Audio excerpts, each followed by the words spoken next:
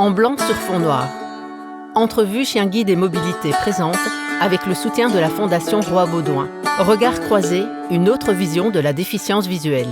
Un œil s'inscrit dans la lettre O du mot croisé. Sous un ciel bleu, des fleurs jaunes oscillent au vent. Un Golden Retriever s'éloigne le long d'un sentier, aux côtés d'un homme solide, la cinquantaine, en bermuda de travail et basket. Le pelage blond de l'animal frôle la jambe de l'homme. La longue laisse est enroulée autour de sa main. Tous deux arpentent tranquillement les allées d'un potager. Un labrador noir est couché sur un parquet de bois blond. Un dessin enfantin de sa tête est accroché au mur. Un Golden Retriever gravit un escalier aux côtés d'une femme en jean. En forêt, un labrador noir fonce sur un bâton lancé. Il le rapporte au pied d'un grand homme mince porteur d'une longue canne blanche. Attention! L'homme relance le bâton. Chaud devant!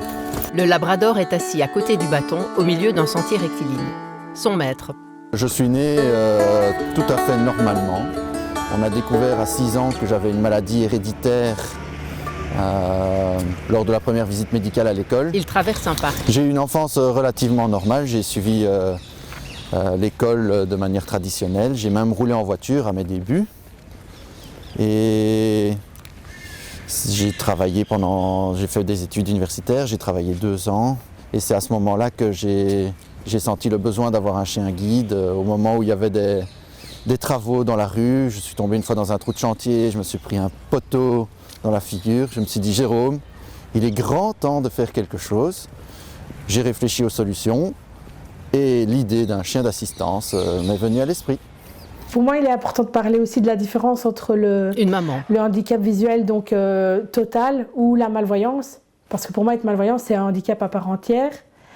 C'est beaucoup plus difficile pour les personnes extérieures de comprendre ces difficultés-là parce que déjà au niveau signalement, on n'a pas forcément une canne, on voit quand même en partie.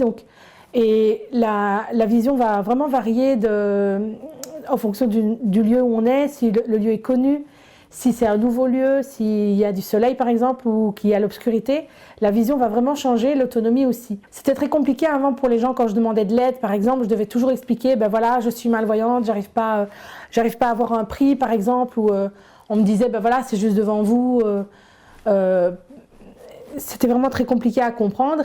Et depuis qu'il y a Goofy, Goofy me signale, les gens sont beaucoup plus compréhensifs et posent des questions. Et j'ai vraiment l'occasion d'expliquer pourquoi Goofy est près de moi, quelles sont mes difficultés, pourquoi des fois j'ai plus facile à certains moments et d'autres moments plus difficiles. J'avais très très difficile à établir des liens, des contacts sociaux et des nouvelles amitiés. Et depuis qu'il y a Goofy, son labrador, les mamans viennent me poser des questions en me disant pourquoi il est là, et on engage la conversation.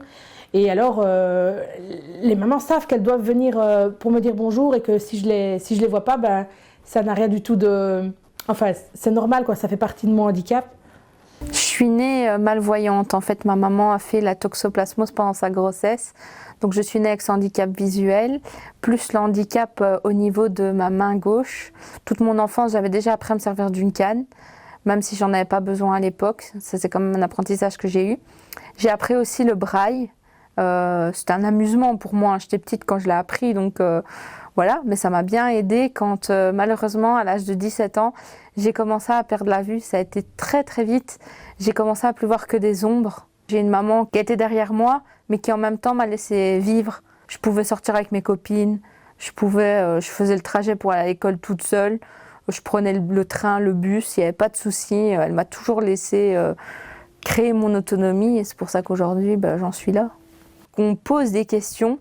Il ne faut pas avoir peur d'y répondre non plus parce que même si des fois ça peut sembler indiscret, il faut répondre pour que les gens comprennent. Et après, quand les gens ont compris, ça va tout seul et il n'y a plus vraiment de différence. La vingtaine, elle est assise à côté d'un piano. Retour dans le potager. J'ai perdu la vue il y a 25 ans. Je suis atteint de la maladie de Leber, où c'est absolument la vision centrale de l'œil qui ne voit plus. Donc, quand j'arrive à bouger un petit peu, je me rends compte à 10 cm qu'il y a quelque chose. Mais bon, c'est très difficile. J'étais chef de cuisine où j'avais une équipe de 23 personnes.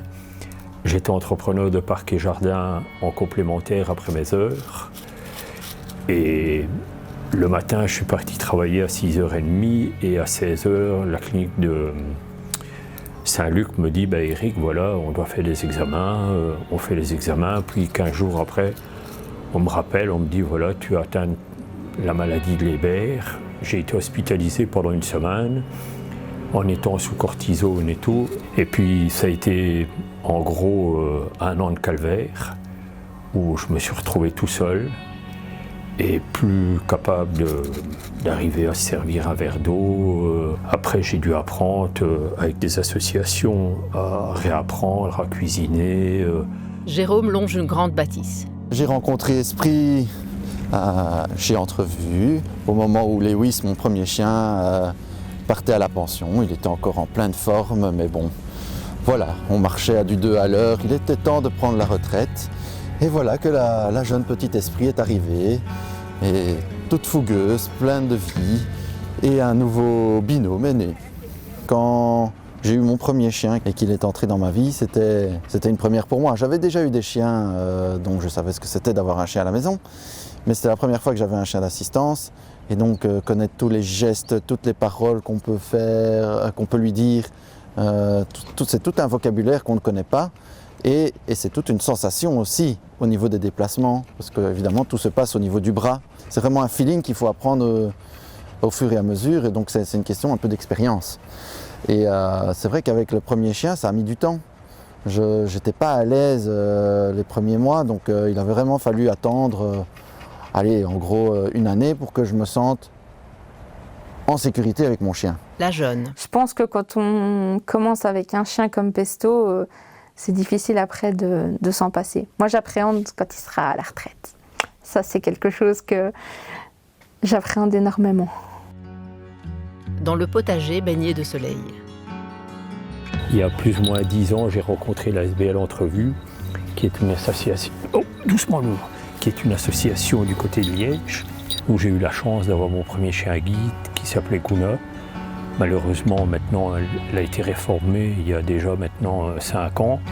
Et puis, j'ai eu un deuxième chien qu'on appelait Oxo. Malheureusement, il y a 2 ans, il est mort d'un retournement de l'estomac. Il porte la main à la gorge. Voilà, ça me fait encore dur parce que j'ai l'impression de reperdre de nouveau mes yeux. C'est même encore dur parce qu'il y a beaucoup de nuits où je dors presque pas parce que maintenant que j'ai reçu Saphir comme nouveau chien guide, il y a des moments où je me lève la nuit et je fais ça, Saphir. Une caresse sur la tête. Saphir. Et puis quand j'entends sa cloche, je sais qu'il est toujours vivant. C'est tout le temps, c'est très dur. Voilà. Assis en tailleur. Oui, mon petit gars. Hein? Il caresse Saphir. Et Saphir, maintenant, il y a un peu plus de 2 ans que je suis avec, que c'est mon nouveau chien guide. Et bon, c'est une aide qui est incroyable parce que dimanche, on était sur un marché. Christine tenait le stand avec les légumes et mon fils Corentin qui était là. Et moi, je pouvais aller faire mon tour tout seul. Je ne dois plus dépendre de quelqu'un. Ici, quand je vais faire des courses, même que Christine me laisse à Genappe, je vais chez le dentiste avec lui, je prends le bus, le train. Ils m'aident ici dans le jardin.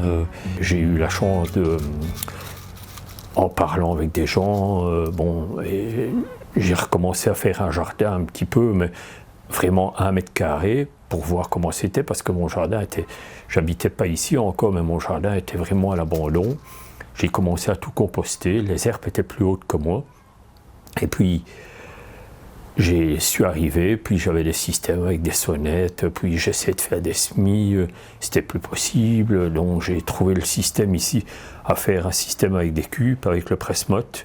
Je ne suis plus capable d'arriver à faire des semis en place, donc on fait le principe des faux semis, et puis on prépare le sol correctement, on essaye de l'aplatir un petit peu, puis hop, je mets un cordon et puis on plante, et les plantes sont déjà démarrées, donc quand je sens sur le sol, je me rends compte qu'il y a quelque chose qui est élevé dedans. Eric travaille dans la serre. Pour arriver à m'en sortir, il y a quelqu'un de voyant qui doit me dire ce qu'il y a sur le pot. moi ou quelqu'un d'autre enregistre une étiquette vocale qui se travaille avec le Touch Memo, qui est le lecteur d'étiquette. Et là, l'étiquette vocale, comme elle a été enregistrée au préalable, va me dire ce qu'il y a dans le petit pot de semences ici qui se trouve à l'intérieur, parce que dire ce que c'est comme variété de semences, ça je suis incapable de le dire ici. Dedans, vu que la semence est enrobée d'une bille d'argile, évidemment, il faut le mettre dans le bon sens. Carole nuance, semé de fin avril à mi-juillet. Le Touch Memo ressemble à un stylo. Bon, quelquefois, je sais, il y a des trous qu'on ne voit plus, ou des cubes qui n'ont pas été bien faits, comme ici, parce que je ne me rends pas tout le temps compte et je n'ai pas tout le temps quelqu'un qui est voyant près de moi. Christine, c'est ma compagne, qui est la gérante de la société. Il y a 7 ans qu'on s'est rencontrés.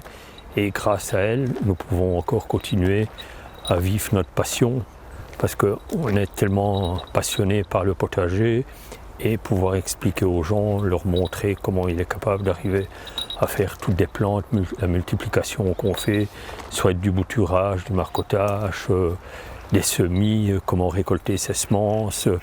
Non, c'est pas évident. Nous, c'est vraiment une passion qu'on essaie de faire partager aux gens. Et quand les gens veulent des renseignements, ben les gens viennent, on leur apprend comment faire. Les gens sont comiques parce que c'est quelqu'un de malvoyant qui leur apprend à jardiner. Saphir est couché dans un carré de haricots. Ben, il y a une vingtaine d'années maintenant, on a créé le potager de la nuit parce qu'une ASBL où j'habitais avant a voulu que j'ouvre mon jardin pour montrer un petit peu ce qu'on faisait. Et elle me dit, mais on va l'appeler comment? Ben, je dis, on va l'appeler le potager de la nuit. Et puis le potager de la nuit, les gens sont venus pour visiter et voir un petit peu la manière dont je travaillais. Et les gens me prenaient pour un fou. Ils me disent, mais pourquoi tu travailles pendant la nuit? Ben, je dis, je ne travaille pas pendant la nuit, je travaille pendant la journée, mais comme moi je ne vois plus, ben, on a appelé ça le potager de la nuit. Mais maintenant, depuis que j'ai rencontré Christine, elle a créé une micro-société ici maintenant qu'on appelle le potager naturel éco, où là, on vend des plantes de légumes à partir du printemps, jusque plus ou moins cette période-ci, au mois de mi-octobre, début novembre. On fait surtout spécialisé dans les plantes de tomates, puis on vend les légumes à manger, et en arrière-saison, en hiver, là on vend des chicons qui sont faits directement de pleine terre. Il y a une vingtaine d'années, je me suis mis, après beaucoup d'efforts, à commencer à collectionner les tomates. J'ai racheté la collection d'un monsieur où il avait 400 variétés. Et après, j'ai continué avec Christine à racheter des semences. Et là, maintenant, on a une collection de plus ou moins 1625 variétés, où chaque année, on met en culture 200-250 variétés. Et chaque année, on rachète quelques variétés qu'on n'a pas, qu'on ne connaît pas, pour tester, pour voir un petit peu ce que les variétés donnent, ce que ça vaut en qualité de fruits. Alors ici, je vais préparer un biberon, parce qu'on va aller en sortie. Pour peser, par exemple, c'est compliqué, parce que les chiffres sont en petits. Donc moi, ici, j'arrive pas à les lire. Donc ma petite technique, c'est de peser l'eau. Ça me permet d'avoir le poids. Donc ça, c'est 100 ml. Enfin, 112. Et donc c'est plus précis que d'aller regarder sur le pot. J'allaite et aussi je donne le biberon qui prend les deux. Et donc voilà, en sortie c'est quand même beaucoup plus pratique de donner un biberon. Coucou! Ouais, t'es de bonne humeur aujourd'hui. Elle se penche sous le mobile du liquage. T'essayes de boire le biberon, chouchou? Attends. Oui. Attends, mon cœur. Hop, tiens. Son visage s'encadre de longs cheveux noirs. Bah non, c'est un petit bibi là. Bébé tête, les yeux fixés sur maman. Être maman de 2 enfants quand on voit pas bien, on a l'impression que une petite sortie, le fait d'aller acheter du pain à la boulangerie ou de conduire son enfant à l'école, bah c'est toute une organisation. On a l'impression qu'on part au bout du monde pour un voyage parce que bah déjà on est à pied, donc il faut penser à tout, il faut penser à la météo, il faut savoir prendre le chien, les affaires pour le bébé. Avant d'avoir Théo, c'était une évidence pour moi et je ne pensais pas du tout aux difficultés par rapport au handicap. Maintenant, quand j'ai été enceinte, les peurs sont venues plus quand j'étais enceinte. Par exemple, j'avais peur que mon enfant soit malvoyant également.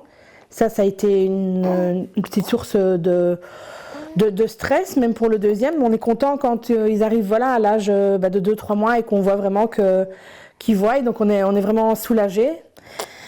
Et après, non, j'ai pas vraiment eu de peur particulière. Je me suis vraiment rendu compte des difficultés quand le bébé est arrivé. J'étais beaucoup plus sereine pour le deuxième bébé. C'est vrai que le premier, comme pour toutes les mamans, c'est une découverte. On veut des fois en faire trop, être un peu parfaite, être sur tous les fronts. Pour le deuxième, je savais vraiment, j'ai osé plus de choses. Par exemple, j'ai osé le portage bébé que je n'avais pas osé avec Théo. Avec Théo, je m'étais dit que j'arriverais pas à faire le nœud, par exemple, dans une écharpe. Et au final, ça, je le fais vraiment sans problème. J'ai installé un plan allongé sur une table. Ça m'évite de m'abaisser. En fait, dans les tables allongées, il faut souvent s'abaisser pour aller chercher, par exemple, des objets, des langes, etc. J'ai 2 tables, j'ai une en bas, une en haut. Donc tout ça, c'est des petits aménagements que j'ai appris avec le premier. L'arrivée d'un bébé, quand il y a des animaux, c'est tout un chamboulement. Hein. Hein, chouchou? Les yeux rivés sur bébé. Bon, est-ce que tu as ta dose? Oui? On a bien mangé? On va aller se balader maintenant. Ouais, on est prêt? Et ici, le fait d'avoir la table, j'ai tout apporté en fait. Et je ne dois pas du tout m'abaisser. Et j'ai pas peur que le petit tombe à gauche ou à droite. J'ai vraiment toute la place qu'il me faut. Ah oui. À Goofy. Viens, on va aller se promener. Il la regarde. Oui? On va aller se promener? Ouais, hein? T'es partant, toi? On y va? On y va? Le chien excité. Ici, c'est Elle prend le harnais. tout le matériel. Goofy! Viens. Viens. Allez, viens. On s'habille? Ouais. Elle met le harnais Voilà. et l'attache. Alors ça, on fait ça tous les matins. Hop. Elle endosse l'écharpe porte-bébé. Donc une fois que le petit il est prêt dans son parc, que Goofy est prêt, c'est le moment où moi je me prépare. Hop là. Et voilà. Et là Goofy il m'attend. Il sait très bien que dès que je mets l'écharpe, il sait qu'on s'en va avec le petit. Elle prend bébé. Tout un système, ça prend du temps. Il ne faut pas être à la dernière minute parce que sinon... Elle fixe bébé sur son ventre. On est vite en retard là où on doit aller. Hein. Ah oui, chou. La petite équipe sort de la maison. Maman, bébé, Théo et Goofy. Allez, on va à droite. Goofy à droite. Tu fermes la porte, chou. À Théo. Fermez la porte. En avant, Goofy. En avant. Allez, on y va. En avant, Goofy. Ici, quand je sors avec les enfants, j'ai Goofy avec moi et j'ai le petit en portage et je me sens beaucoup plus sécurisée au niveau des balades. Goofy est arrivé, j'étais enceinte. Donc on a fait notre stage ensemble quand j'étais enceinte. Et quand Timothée est arrivé, il a vraiment été un petit peu... Il lui a fallu du temps pour le découvrir, pour oser venir vers lui. Et donc il s'en tracasse parce que même au niveau du guidage, Goofy va être beaucoup plus calme et beaucoup plus attentif quand par exemple j'ai le petit en porte-bébé. Je me suis beaucoup coupée du monde quand Théo est arrivé. Et ici vraiment, je vois vraiment la différence avec Goofy parce que même s'il va faire sombre ou s'il va y avoir par exemple beaucoup de soleil, j'ai pas peur quand Goofy est là. Puis je prends Théo et heureusement j'ai Théo qui est grand et qui me donne toujours un coup de main. Et puis il y a les petites récompenses aussi pour Goofy parce qu'il fait preuve d'une grande patience. Surtout que parfois on oublie encore bien quelque chose à la maison, donc des fois on sort et puis il faut rentrer pour récupérer ce qu'on a oublié. Et là Goofy, malgré tout, il reste toujours calme.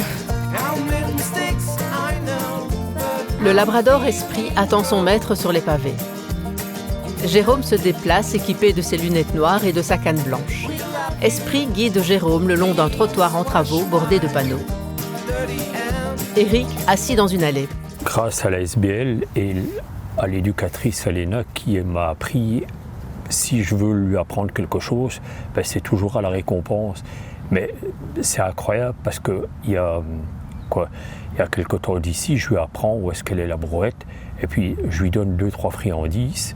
3 fois, hop, il retrouvait la brouette. Cherche la brouette, hein. Cherche la brouette. Allez, cherche. Voilà. Oh, ça c'est bien, ça. Saphir près de la brouette. Cherche la porte, Lolo. Cherche la porte. Ils arrivent devant la porte. Ici, quand j'arrive ici, je sais que je vais de nouveau arriver sur de la terre battue, où là, ici, toutes les planches de culture sont face à nous. Il faut se rendre compte, par exemple, que ici, quand Saphir est en liberté ou avec une longe, pour lui, c'est pas vraiment du travail, parce que son éducation a été faite que dans le sens où, une fois qu'il met son harnais, l'éducation qu'il a eue, lui dit maintenant je suis au travail.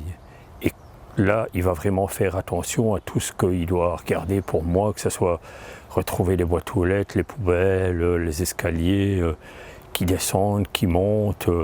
L'éducation qu'il a eue est dans ce sens-là. Harnais et canne en main, Éric marche au bord d'une route de village. Saphir et son maître piétinent des graviers, de l'asphalte à la surface irrégulière, un trottoir pavé. La jeune blonde au visage souriant. Pesto m'aide surtout pour mes déplacements à l'extérieur.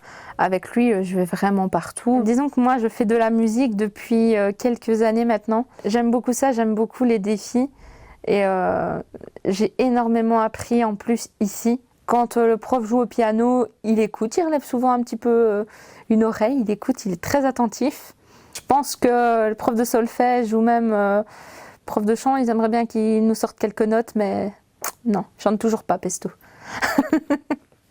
Elle passe la main dans sa fourrure.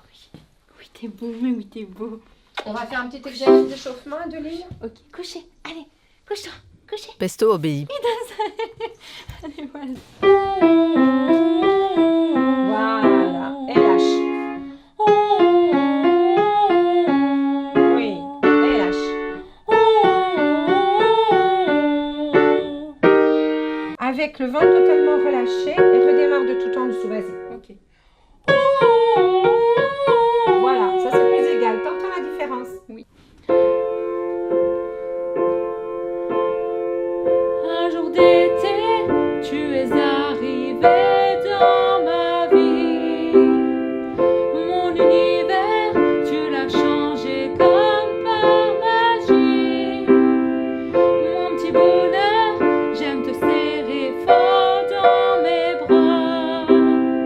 Chien au grand cœur, je ne peux plus me passer de toi. Tu guides mes pas, je sais que je peux te faire confiance. Tu es ma joie, plus rien d'autre n'a d'importance. Ils me disent tous, c'est un amour ce qu'il est beau. Ma plus grande chance, c'est de t'avoir trouvé, Pesto. Ma main posée sur ton harnais, que ce soit en hiver ou en été. J'ai retrouvé ma liberté. Nous aimons ensemble nous promener sur toutes les routes, tous les chemins. Toi et moi, pattes dans la main. Bien plus qu'un chien, t'es mon ami. Pesto, tu es mon regard dans la vie. Pesto, tu es mon regard dans la vie. Je ne fais pas que des activités à niveau de l'académie. Je vais aussi dans une association, donc, et cette association nous a proposé une activité photo, donc pour nous apprendre à faire des photos. Moi, j'ai bien aimé le numérique, parce que comme il y avait l'objectif qui ressortait, je pouvais me rendre compte d'où je visais. Donc c'était un petit peu plus facile pour moi. Je fais de la photo selon le ressenti. Le ressenti que je vais avoir avec les oreilles, donc avec l'ouïe, ou aussi avec l'odorat, ou aussi au toucher si je peux. On pouvait toucher et j'arrivais à toucher justement la peinture. On ressent la peinture sur les pierres. Il y a aussi des photos qui ont été prises sur le fait, genre une belle photo de Pesto qui était le centre de l'expo que j'ai fait il y a 1 an et qui a aussi été dans l'exposition que j'ai fait au musée de la photo de Charleroi il y a maintenant, c'était juste après le Covid. Maman. Il y a quelques années, j'ai fait une formation de massage à l'IFAPME. Et comme tout s'est bien passé, ça m'a vraiment redonné confiance. Et avec Goofy avec moi, j'aimerais bien reprendre une formation de pâtisserie. Timothée dort emmaillotée dans l'écharpe porte-bébé, tandis qu'elle sert à manger. À l'aide d'une louche, elle puise dans une grande casserole et verse le ragoût dans des bols. Dans une cuisine où domine le bois, ils sont installés autour de l'îlot central. Âgé de 6 à 7 ans, son aîné Théo se régale tout en conversant avec sa maman, qui porte toujours bébé recroquevillé sur son ventre. Le repas a lieu sous le regard bienveillant de Goofy. Leur chat blanc nous regarde. Maman dialogue gaiement du regard avec bébé. Jérôme et ses lunettes noires, assis dans une salle. La passion du bridge est venue tout à fait par hasard au départ, parce que mon père cherchait une activité à faire avec moi et on avait entendu qu'il y avait des cours de bridge dans un club. Et donc on s'est dit tiens c'est quoi, et on va essayer, ça peut être marrant. Et j'ai tout de suite accroché. On m'a toujours dit que j'étais né avec un jeu de cartes en main. Et donc là j'ai plus su décrocher parce que c'est un jeu qui pour moi n'a jamais de fin et on peut tout le temps progresser. J'ai des cartes spéciales, enfin elles sont tout à fait classiques pour les gens qui peuvent voir. Et seule particularité à ma table, c'est qu'il y a du braille chaque fois dans le coin supérieur gauche. Et donc grâce à ce braille, moi je peux jouer, je mets mes cartes en dessous de la table pour pas qu'on regarde dans mon jeu. Si on dépose une enchère sur la table, ce qui se fait aux autres tables, ça se fait en silence. Le bridge se joue en silence. Mais moi, ne pouvant pas voir ce qui se passe sur la table, il faut que les joueurs me décrivent chacun les actions qu'ils font. Ma carrière de bridge n'est pas non plus exceptionnelle parce que j'ai commencé finalement relativement tard. Je vais souvent en France parce que bon, l'avantage c'est la langue, tout le monde parle français. Mais bon, j'ai déjà été dans des endroits comme la Croatie. J'ai fait les championnats d'Europe aussi cette année à Strasbourg, c'était vraiment génial. Là, j'ai côtoyé toutes les plus grosses équipes, c'était un tournoi européen mais ouvert à tout le monde. Quand j'ai demandé mon premier chien d'assistance qui était Lewis, je travaillais encore à cette époque-là et j'avais demandé un chien calme pour pouvoir rester au bureau. L'avantage était aussi que quand je jouais mes tournois de bridge, si le chien était calme au bureau, il pouvait rester une demi-journée au bureau pendant que je travaillais. Il pouvait aussi rester une demi-journée au bridge pendant que je joue. 4 joueurs tapent leurs cartes sur le tapis de la table de bridge. Les mains sous la table, Jérôme trie ses cartes. Par équipe de 4, une trentaine de joueurs enchaînent les parties. La jeune, debout dans une classe. Depuis quelque temps, mon chien m'inquiète. Il se prend pour un être humain et je n'arrive pas à l'en dissuader. Ce n'est pas tellement que je prenne mon chien pour plus bête qu'il n'est, mais que lui se prenne pour quelqu'un, c'est un peu abusif. Est-ce que je me prends pour un chien, moi ? Quoique... Oh, gros câlin, ça c'est mignon comme tout. Qu'est-ce que t'es beau. Regarde la caméra. Ouais, c'est joli. Ouais, tu fais le beau. Tu montres que t'es beau. Bah oui, t'es beau. Ah, t'es un beau chien, toi. De retour dans la forêt. Sur le chemin tapissé de feuilles mortes, Esprit galope à la recherche du bâton lancé par Jérôme. Une grosse flèche sur le nez, oui, je sais comme ça. Jérôme gratte affectueusement l'encolure d'Esprit. Éric et Saphir parcourent les allées du potager. Au passage, ils piétinent un tuyau d'arrosage laissé à l'abandon.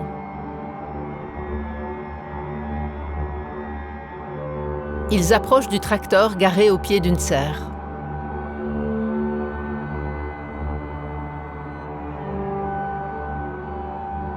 Près des potirons et d'un parterre de fleurs, Éric caresse son chien à l'encolure. Il lui donne un bisou sur le museau. Sous un ciel bleu voilé de filets de nuages blancs, des marguerites couleur magenta fléchissent au gré du vent. Écran noir. Avec Éric et Saphir, Sandra et Goofy, Adeline et Pesto, Jérôme et Esprit. Écriture et développement, Caroline Poisson et Jeff Berthem. Réalisation, images et montage, Caroline Poisson. Supervision, entrevue chien guide et mobilité. Musique, Everyone is Guilty. Lamb, Gods of Nothing, Fire Horses and Wolf. Écrite et composée par Mirko Gasparini. Audiodescription, audio scénique. Soutien, Fondation Roi Baudouin, Fédération Wallonie-Bruxelles, Alcyon Belux. Remerciements particuliers au Fonds Lucienne Julien.